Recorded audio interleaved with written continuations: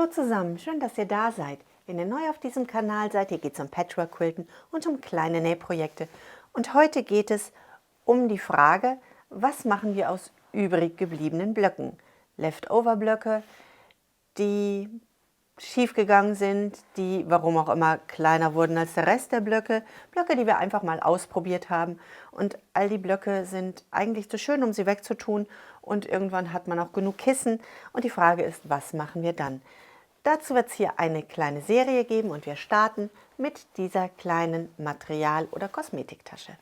Ihr könnt diese Täschchen mit Flieseline X50 arbeiten, dann sind sie ein bisschen weicher, oder ihr arbeitet sie mit Thermolam, dann haben sie ein bisschen mehr Festigkeit, allerdings sind dann die Abschlussnähte ein bisschen schwieriger zu nähen.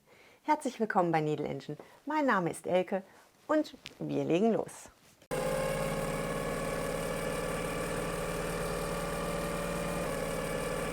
Um unser Make-up- oder Materialtäschchen arbeiten zu können, brauchen wir zunächst einmal einen übrig gebliebenen Block. Meinen übrig gebliebenen Block könnt ihr in dem hier verlinkten Video nacharbeiten. Wir legen unseren Block auf ein Stück Thermolam. Das Ganze legen wir auf einen Unterstoff, der an den Seiten etwas breiter ist. Dazu brauchen wir einen Reißverschluss, der ein bisschen länger ist als unser Block, und wir brauchen zwei 5 cm breite Streifen. Wir möchten unser Sandwich quilten, und wie wir das genau machen, das können wir am besten auf einer Folie ausprobieren. Wir legen eine Folie auf unser Sandwich und nehmen einen abwaschbaren Stift und zeichnen zunächst einmal einen Tropfen. Von diesem Tropfen fahren wir ein Stück zurück bis zur Mitte, zum höchsten Punkt unseres Tropfens, und ziehen erneut einen Bogen und lassen den zurücklaufen. Stellt euch das Ganze wie eine 3 vor. Wir fahren hoch, haben einen Schwung. Unser Schwung ist wie ein Echo des vorhergegangenen Tropfens, den setzen wir an, und von diesem Echo fahren wir zurück mit einer 3. Ein Bogen einer 3, der nächste Bogen einer 3. Und aus dieser 3 heraus fahren wir wieder zum Startpunkt. Wenn wir das haben, wenn wir hoch genug gelaufen sind, fahren wir wieder bis zu unserem Startpunkt. Vom Startpunkt aus starten wir seitenverkehrt mit einem Tropfen und einer liegenden 3. Unsere Mitte schließen wir mit einem Tropfen.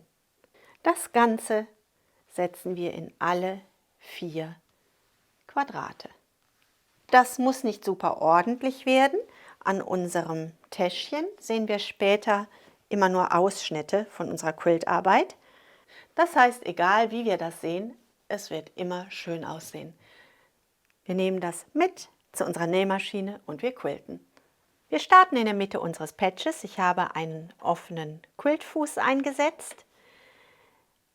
Als Nadel habe ich die Quiltnadel eingesetzt und das Garn ist ein Mehrfarbengarn von Mettler.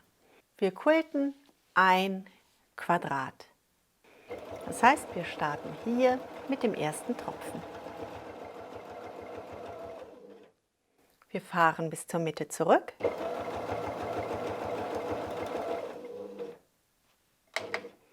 Die Nadel bleibt im Stoff. Das war schon der erste Bogen unserer 3. Und wir quilten den zweiten Bogen unserer 3.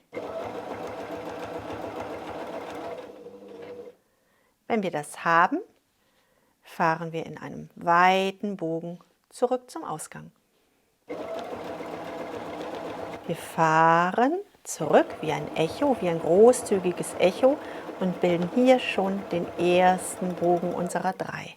Wenn wir das haben, quilten wir den 3-Bogen zurück und quilten den zweiten 3-Bogen. Der zweite Bogen und zurück. Am Ende achten wir darauf, dass unser Stoff vernünftig liegen bleibt, dass wir den nicht verziehen. Wenn euch das Video gefällt, würde ich mich riesig über einen Daumen nach oben freuen. Vielen Dank schon mal dafür. Wenn ihr den Kanal mögt und gerne wissen möchtet, was hier so als nächstes passiert, würde ich mich riesig über ein Abo freuen. Herzlichen Dank dafür. An dem Punkt angekommen, arbeiten wir wieder einen Tropfen. Am Ende vernähen wir 3-mal auf der Stelle und fertig ist unser Motiv. Unser Patch ist fertig gequiltet und nun möchten wir unseren Reißverschluss einsetzen. Unseren teilbaren Reißverschluss teilen wir dazu zunächst einmal durch. Wir nehmen den Zipper ab und teilen den Reißverschluss in 2 Hälften. Auf der ersten Seite schneiden wir unseren Unterstoff auf 5 cm zurück. Wir nehmen die eine Seite unseres Reißverschlusses, drehen sie mit den Zähnchen zur Mitte unseres Tops auf unser Top und nun schlagen wir einfach unser Binding einmal doppelt um. Das Ganze zeigt weit über unsere Zähnchen hinaus. Das stecken wir einmal fest. An unsere Nähmaschine setzen wir ein Reißverschlussfüßchen ein. Wir schieben unser Füßchen weit nach oben. Wir fühlen hier diese Zähnchen und wenn wir das zurückschlagen, dann sehen wir, dass hier diese Zähnchen sind und unsere Zunge können wir ganz exakt zu den Zähnchen schieben, auch wenn wir das nicht sehen. Und da nähen wir einmal mit der Nähmaschine entlang. Wir haben unseren Untertransport wieder hochgestellt und wir nähen.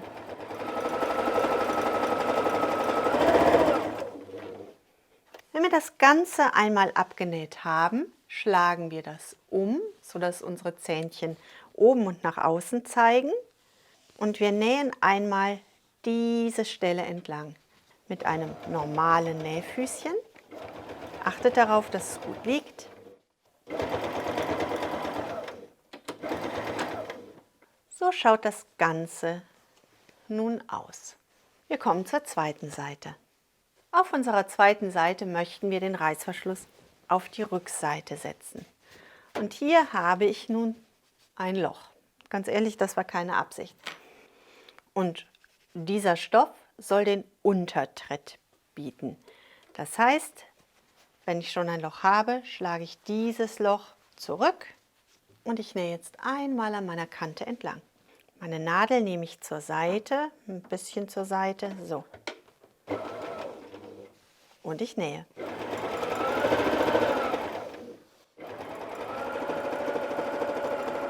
Und siehe da, mein Loch ist gestopft. Wenn wir unser Loch geflickt haben oder wenn wir unseren Unterstoff einfach zurückgeschoben haben, schneiden wir auf dieser Seite 7 cm ab, 7 bis 8 cm. Schaut, womit ihr lieber arbeitet. Auf dieser Seite drehen wir die Rückseite nach oben. Auf unseren Unterstoff legen wir unsere zweite Reißverschlussseite.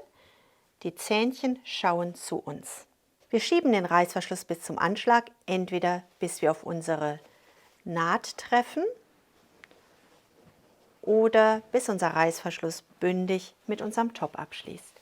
Wenn unser Reißverschluss auf eine Naht trifft, haben wir später eine breitere Lippe, die ein bisschen übersteht. Und nähen einmal an unserer Kante entlang. Wir können das stecken, wir können das aber auch mit dem Finger immer ein bisschen nachschieben.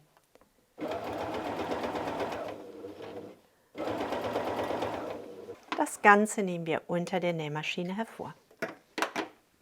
Und unsere Reißverschlusszähnchen sollten nun aufeinandertreffen. Wenn Sie das tun, haben wir alles richtig gemacht und weiter geht's. Wir schlagen das Top wieder um, haben hier unsere versäuberte Kante.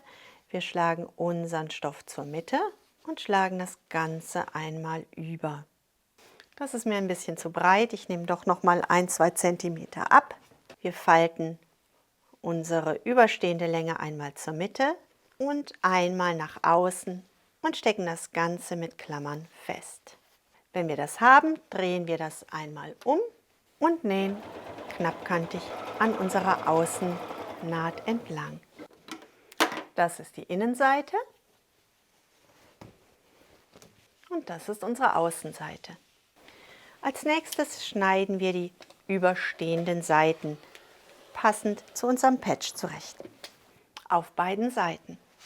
Das ist unser Ergebnis bis jetzt. Als nächstes möchten wir den Reißverschluss einsetzen.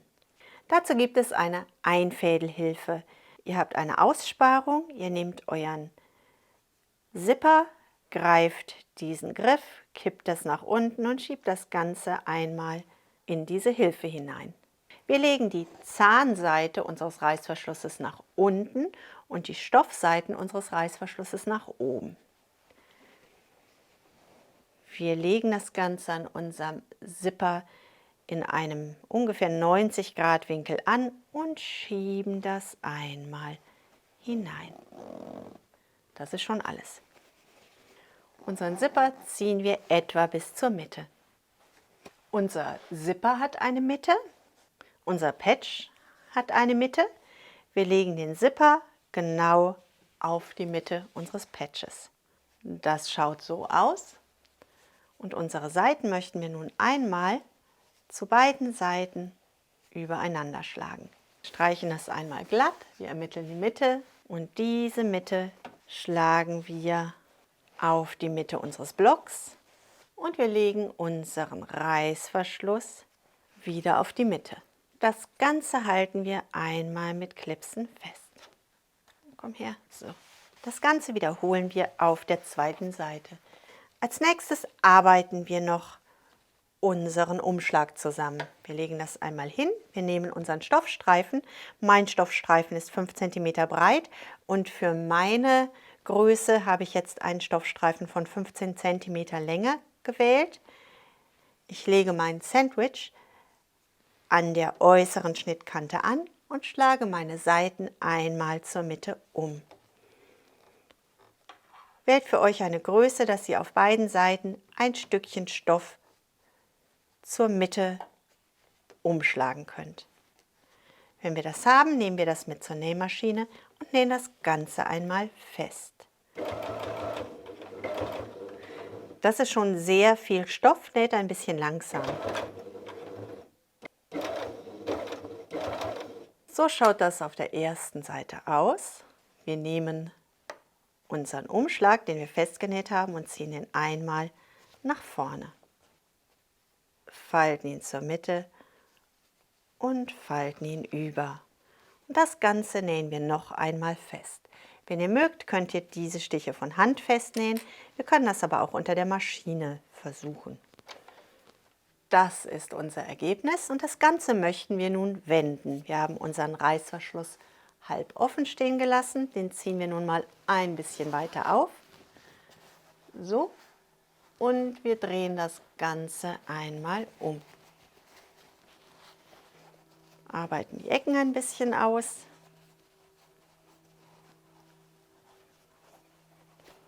Und wir können unser Materialtäschchen schließen. Unsere Täschchen sind fertig geworden und nun können wir sie, wie immer wir mögen, einsetzen, ob als Material oder als Kosmetiktasche. Ich hoffe, euch hat das Video gefallen und der eine oder andere von euch arbeitet diese Täschchen einmal nach. Ich wünsche euch eine wunderbare Woche, bleibt gesund und glücklich und denkt daran, was immer auch passiert, einfach weiter quilten. Bis zum nächsten Mal. Tschüss!